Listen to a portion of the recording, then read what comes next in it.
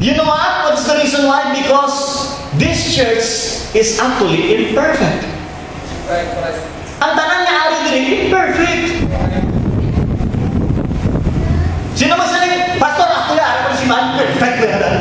Isa na nga lang mo, perfecto, matarong yung hindi hapon ka perfect. Isa na nga lang mo pa na. Because the church is composed of imperfect church, ang body. Kung i-focus natin ang personalidad, ano mo nikado sa kiwi mo niyawan man.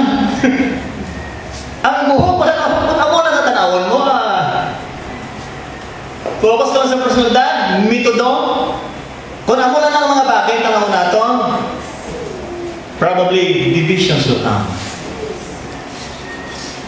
According to Colossians chapter 3 verse 14, sabi niya, and above all these things, put on charity, which is the man of perfectness. Colossians chapter 3 verse 14. Sa tanan nga mga butang, mas labaw sa tanan nga butang, gugma. Amo nang dapat natong tanawon. Okay, mga butang na dapat natong konsideran to live in harmony and to focus sa mga butang na dapat natong tanawon. Number one, for the answer ka ganito ni Toto, sa niya subpoint. Number one, remember this, love people more than opinions. Love people more than opinions. Ano sa likod na, tagsa sa aton, may kanya-kanya na opinion. May kanya-kanya na ideya. May kanya-kanya na personalidad. Pero kung ako nang tanawon mo, mas dapat tanawon mo ang imo gugma sa iya. Ano ka man, sino ka man, di ka man nagadi, bahala ka na dapat sa palanggan ka. Amen?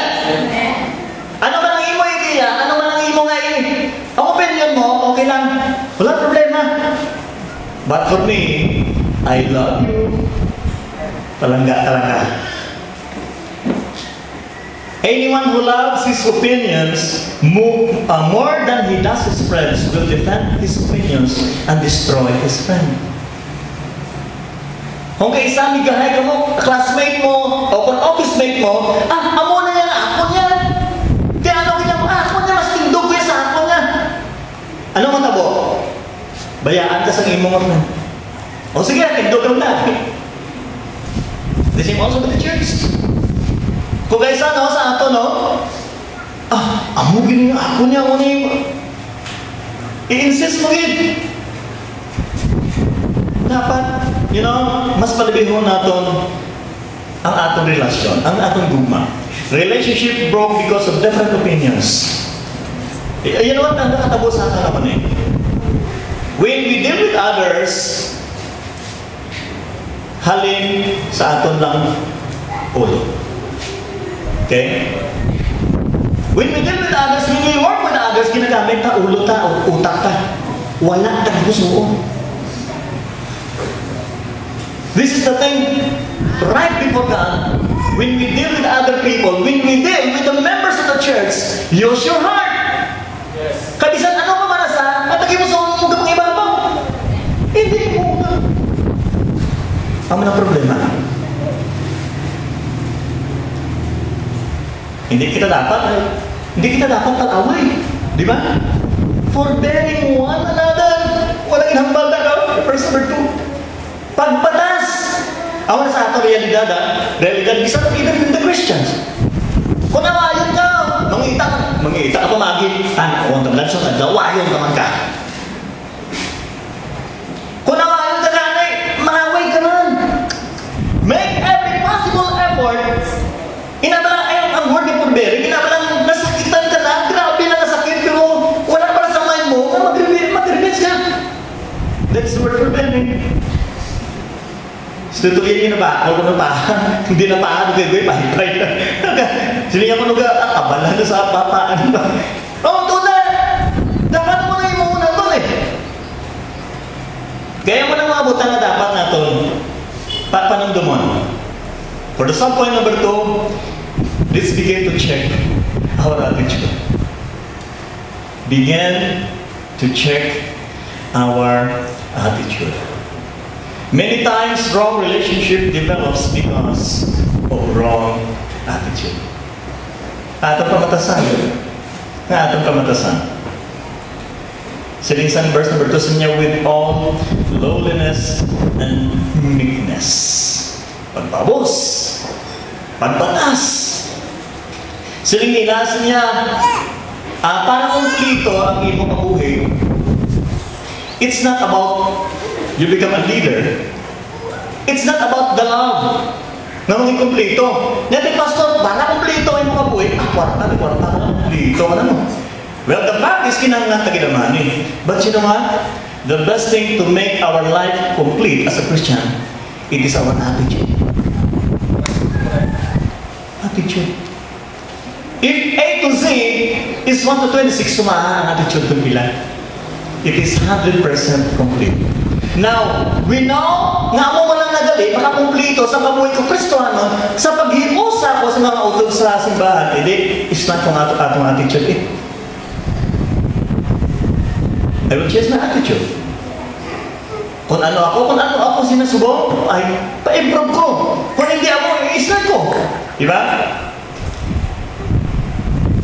Ang mga isa ka attitude natin, may ara sa oras sa church, bangod nagdugay na siya, nagtigulang na siya. Damas ang ganap. May mga nagasunod ka damo, gareklamo.